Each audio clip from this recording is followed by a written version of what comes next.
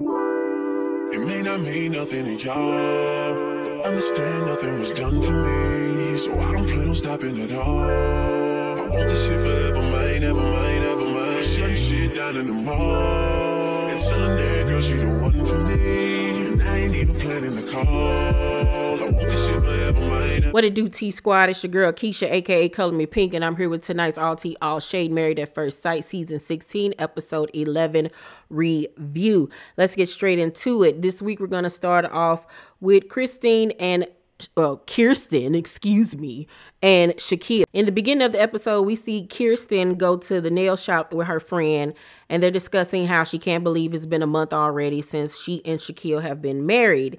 And she says that she's still struggling to open up and that she wants him to hold her and talk to her, and that'll make her open up more to him. I feel like she's trying to blame him for her not being, ready to divulge her life. And that's not fair, because just because he ain't holding you enough, like, it's only been a month, like, that's still very weird. Like, and you've pushed him away and said certain things to him at certain points. So how could he just feel comfortable enough to be like that with you? You know what I'm saying? It's just like, and he's begging you to open up. So just open up.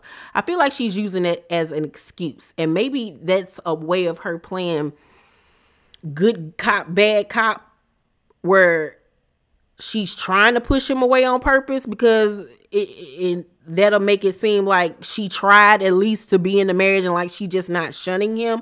I don't know. She's weird. I'm just going to be honest with you. She's weird. The way she talks is weird. The way she hold her face is weird. She's just weird. So her friend was like, at the wedding, he was all over you. Exactly. Until she told him that she wasn't really into him like that, and she just wanted to take things slow, and she don't like to kiss. It's like, well, what do you like? He can't even find out what you like because you don't tell him nothing. So it's just like, what do you want from this man? So Kirsten was like, sometimes he'll come home and he'll make time for me, and then other days he'll say, I'm tired. If he's holding back, that won't make our chemistry grow. And it's like, now he the one holding back. I thought it was you the one that was holding back, because he's already said, it's like 1 minute you acting like you want to be with me like that, and then you act differently. Girl, ain't nobody got time to be playing mind games with you. For their 1 month anniversary, they go skating because it's one of the things that she likes to do, and they seem like they have a really good time. And they have dinner in the middle of the skating rink, just the two of them.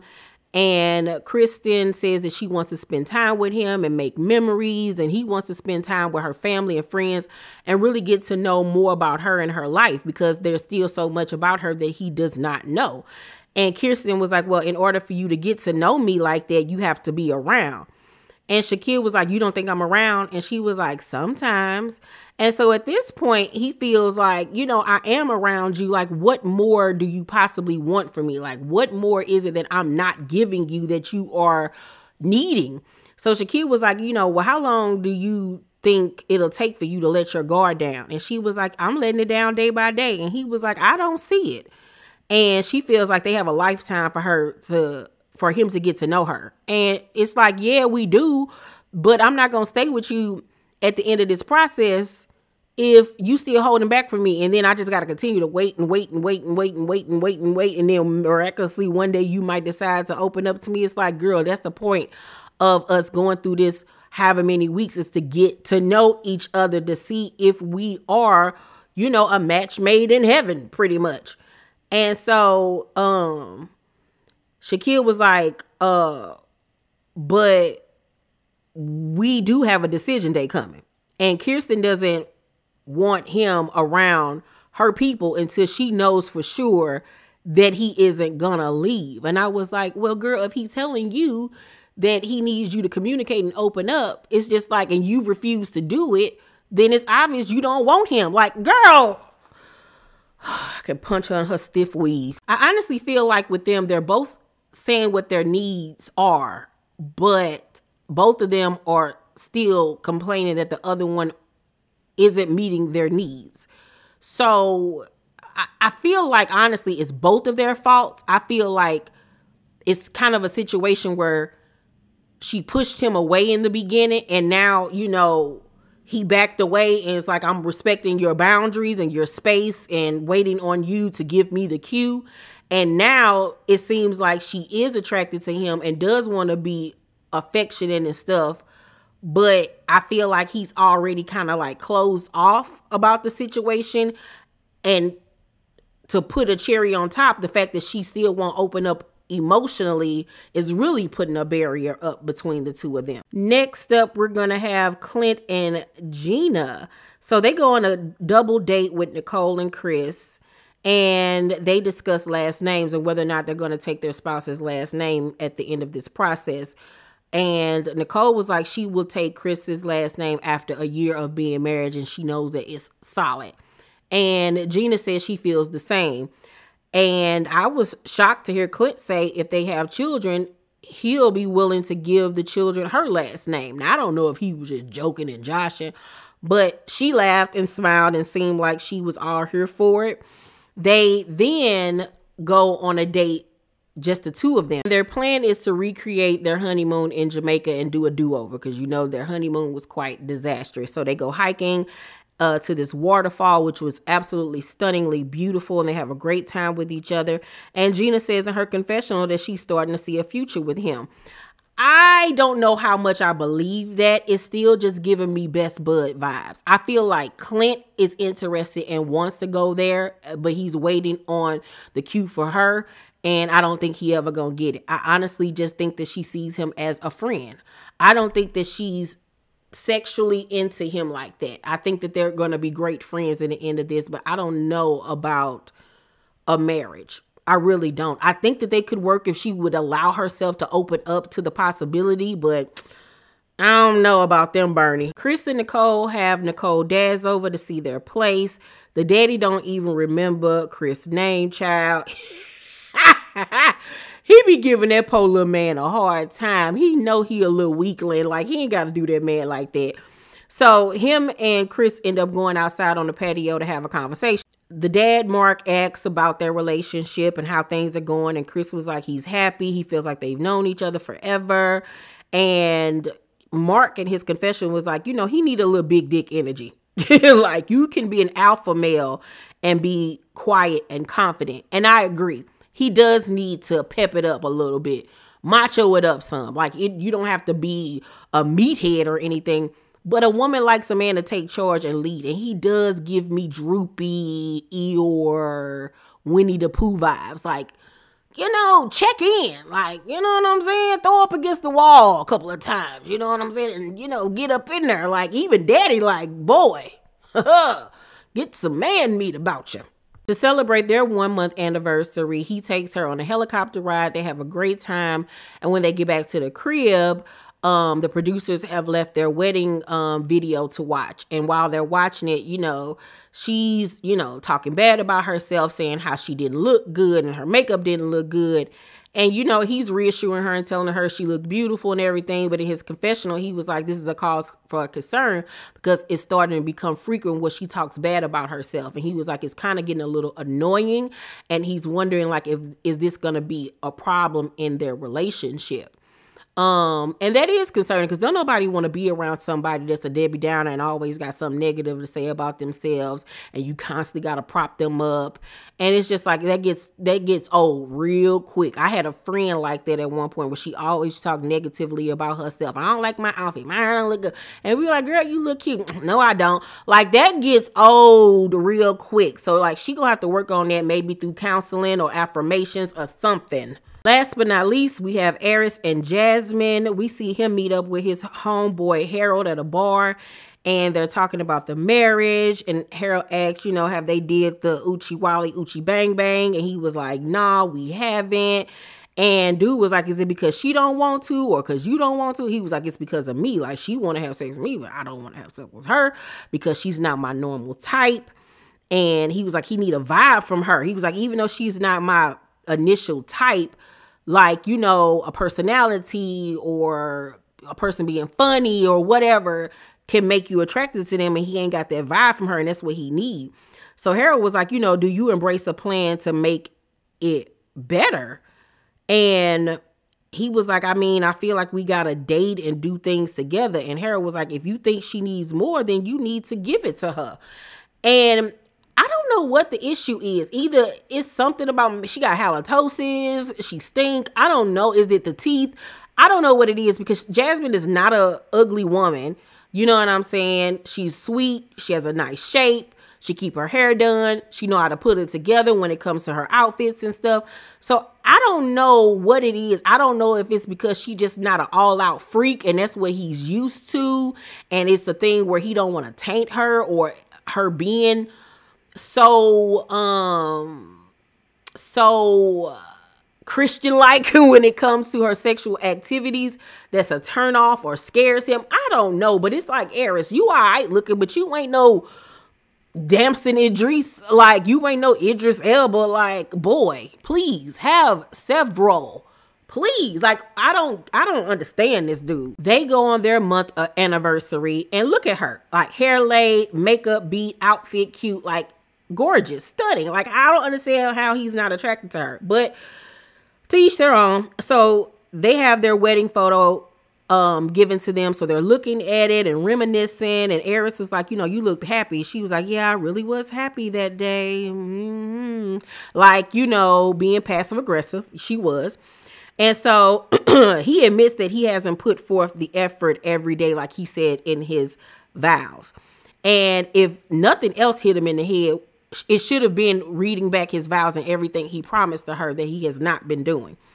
So he says that it's taken him so long to like come around because it took him a while to process what was happening, like them getting married, going on a honeymoon, moving in together. Like, it's just been so much all at once. And he says that he's still processing it. And he was like, I think it'll be easier if we said there wouldn't be any sex until decision day, so there won't be any pressure.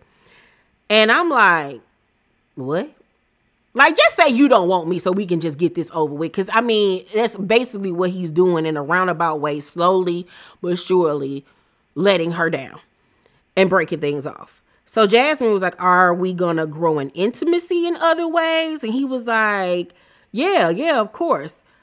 But he says in his confessional that he don't want her to grow any more attached to him.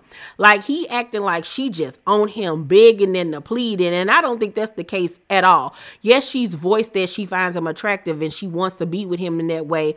But I don't think she owed her degrading herself and being thirsty about the situation the way he trying to portray it. I think that she need to let it go and know the signals and when to walk away. But I think that Jasmine really came into this wanting to be in a loving relationship, wanting to be married, and said that she was going to give her all until the end. And that's admirable, but he don't want you. He's just not that into you. And I would just read the writings on the wall like Destiny's Child and make it go to the left, to the left. So Jasmine was like, you know, I'm willing to do the work, but I can't do it by myself. And I mean, no better words have been spoken, but like, how many more times do you have to say all this? All the couples gather for their 1 month anniversary for 4 people, you know, 4 couples date or whatever. And Nicole pops stuff off, getting in everybody's business about their marriages. I'm like, you and your crazy eyes need to worry about you and boring Chris next to you. So, Nicole was like, are Clint and Gina bonding? And they was like, yeah, we are. And so they talking about their relationship. And once again, it's just giving homeboy and homegirl child. Ain't nothing intimate about them two. So then Nicole was like, Jazz and Eris, have things developed? And it's just like, girl, calm down. It's like, stop trying to stir the pot. So they was like, Jasmine was like, you know, I'm attracted to him. I'm just kind of letting him take the lead. And I wish she would stop answering. I wish she would just let him answer, because every time she's the one to talk about their relationship, it does make her look like I'm just sitting here waiting on him to pick me. And it's just like, girl, no. So Eris is like, you know, is married sex different than single sex?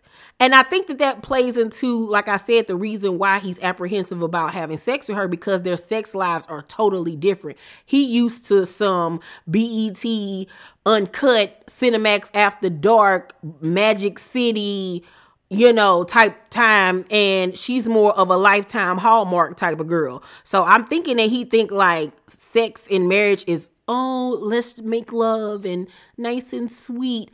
But it's like I said last week, if you such a player partner in that area, you could be the one teaching her, bringing out that side of her. That's pleasurable to be able to teach your partner what you like and figuring out things that she like and experimenting together, you idiot. So they was like, yeah, kind of, you know, because it's like you have a lifetime to try different things and be together. And she was like, it's a weird balance. So Nicole was like, Kirsten and Shaquille, are you guys at least kissing now? Have you hit any new bases? And Kirsten was like, no, we haven't. And Shaquille kind of looking like, what? What you say now? After the group date, Kirsten and Shaquille head back to their apartment and they sit down and talk. And he confronts her on saying that their intimacy was very little. And he said he was blindsided about it because he felt like that was something that she should have told him one-on-one. He didn't know that she was going to say that.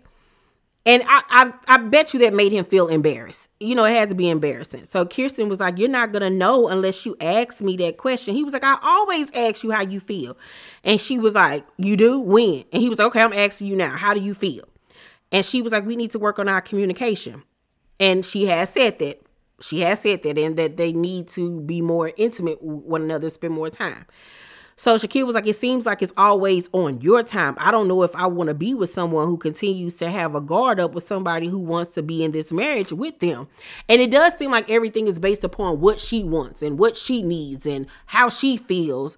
And that she's not taking his needs into consideration, but I also feel like he's not taking her needs into consideration. I really feel like they're at a stalemate, like they're both having issues. He wants her to open up. She's not opening up. She wants him to be more affectionate and spend more time with her. He feels like he is, but obviously he's not doing enough. And it's like neither one of them are willing to give in. And it's like, once again, they're at a stalemate and they're stagnant. I don't know what to think of these two. They're annoying me. They really honestly are. However, tonight I'm going to give this episode a C-. This was like another filler episode to me. Like, can we get to the drama or something? Because these last few episodes have been given the same thing over and over again, and I'm kind of getting annoyed with it. Y'all let me know what y'all thought about tonight's episode down below in the comment section. Make sure to thumbs up this video, like and subscribe, and hit that notification bell button. I love you all, and I'll see you on my next video. Bye.